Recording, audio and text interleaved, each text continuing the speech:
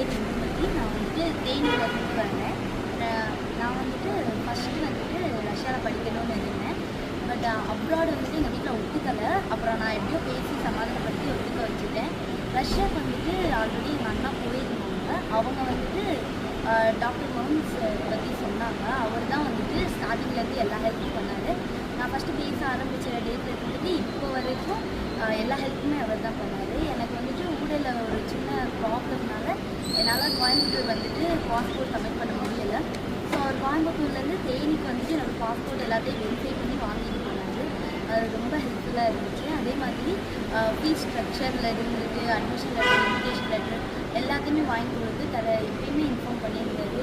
அப்புறம் வந்துட்டு dollar change பண்ணுறதுல கூட நிறைய ப்ராப்ளம்ஸ் இருந்துச்சு. அவர் தான் நம்பர் வாங்கி கொடுத்து எனக்கு எல்லா ஹெல்ப்பும் பண்ணாரு. தேங்க்யூ முதல்வர் சார்.